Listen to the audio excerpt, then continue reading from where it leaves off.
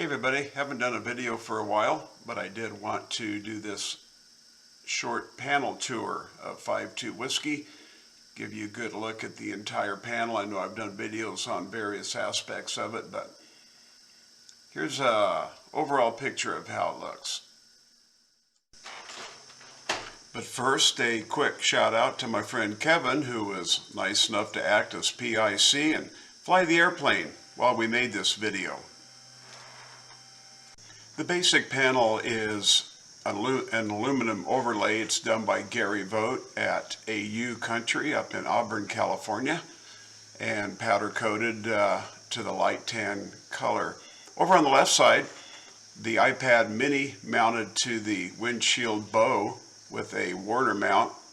As you can see, the sight line is quite nice. You don't have to move your eyes up and down when looking from the iPad to the primary flight display. Really easy to use the iPad at this location. Easy to reach, and when looking at approach plates, pretty simple to see them from that point.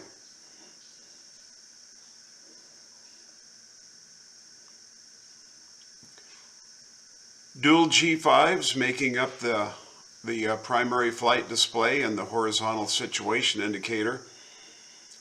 Could go the G3X route, but this gives a nice backup. Of course, the G5 is not certified as your only flight instruments, but should both the G5s fail, you've still got the good old pedostatic system instruments that have been in the airplane for 40 years or more. As you can see in the top left corner, we have the winds aloft provided by the GAD-13. Kind of a nice thing from my airline days that we were used to looking at in the 777 cockpit. JPI EDM 830 gives all the engine data and the engine analyzer.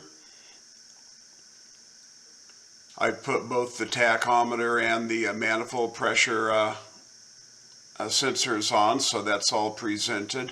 Once again, you still have to have the original engine instruments.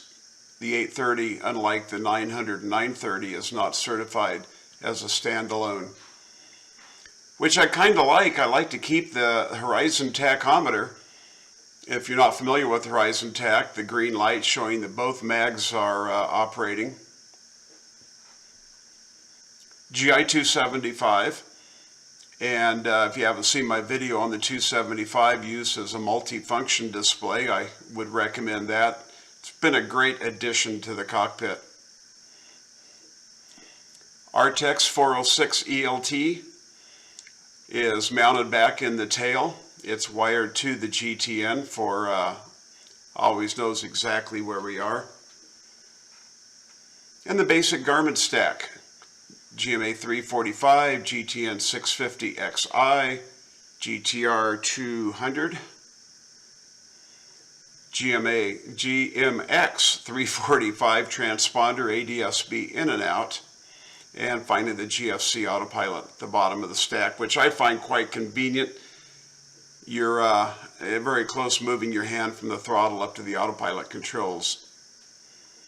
There are those original engine instruments I just spoke about. They're right there where they've been since the airplane was built. And of course the analog clock over on the far right side of the panel.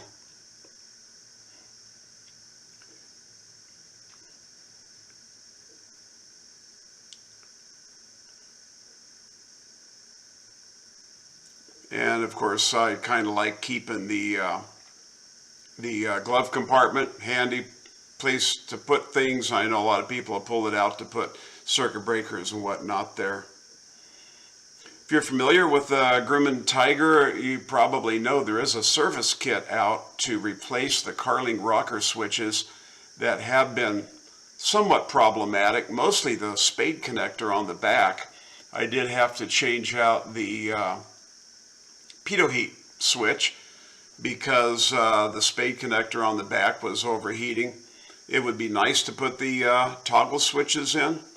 Some people have done it, and it may be something that I get around to one of these days. So there's an overview of the panel. It's worked out quite nicely, and I hope you've enjoyed this short tour. And as you can see, it was a bit of a hazy day flying up to Harris Ranch for lunch when we shot this video.